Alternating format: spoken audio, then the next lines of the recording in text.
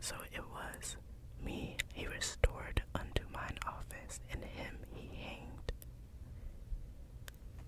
Then Pharaoh sent and called Joseph, and they brought him hastily out of the dungeon.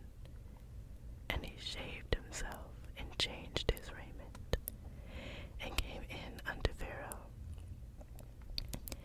And Pharaoh said unto Joseph, I have dreamed a dream. There is none that can interpret it. And I have heard say of thee that thou canst understand a dream to interpret it. And Joseph answered Pharaoh, saying, It is not in me. God shall give Pharaoh an answer of peace.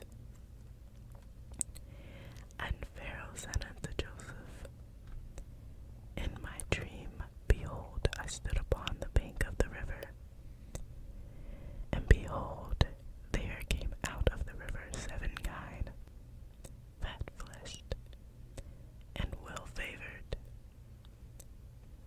And they fed in a meadow, and behold, 7 other kine came up after them, poor and very ill-favored, and lean flesh, such as I have never saw in all the land of Egypt for badness.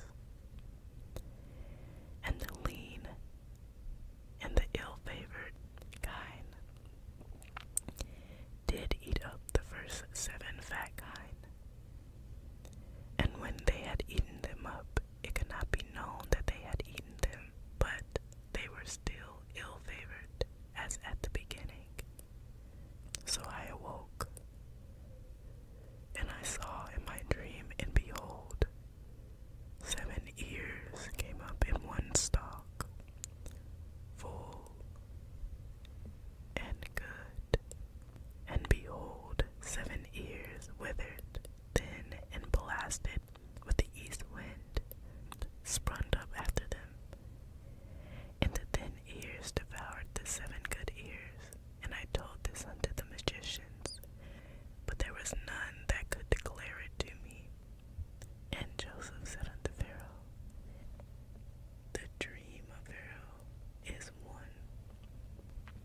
God hath showed Pharaoh what he is about to do.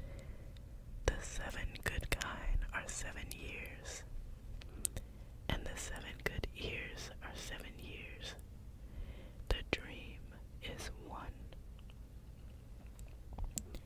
And the 7 thin and ill-favored kine that came up after them are 7 years, and the 7 empty ears blasted with the east wind shall be 7 years of famine.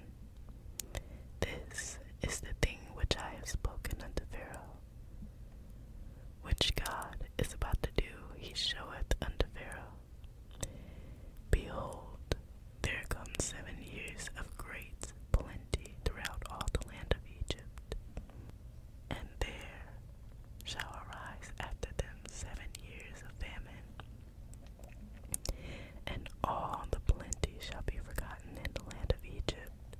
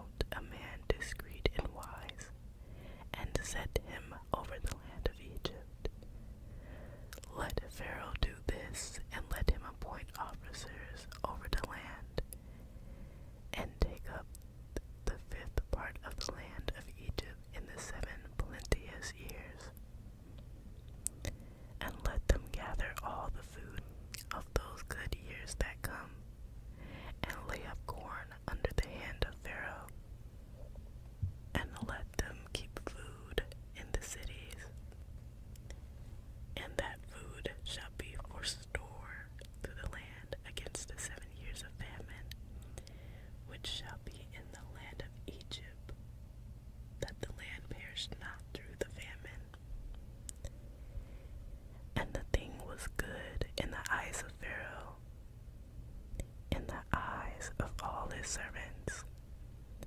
And Pharaoh said unto his servants, Can we find such a one as this is a man in whom the Spirit of God is?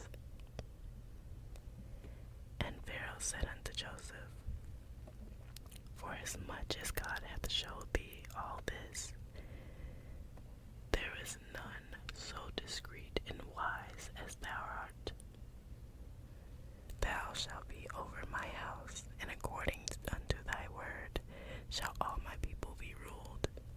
Only in the throne would I be greater than thou. And Pharaoh said unto Joseph, See, I have set thee over the land of Egypt. And Pharaoh took off his ring from his hand, and put it upon Joseph's hand, and arrayed him in the vestures of fine linen, and put a gold chain about his neck, and made him ride in the second chariot which he had.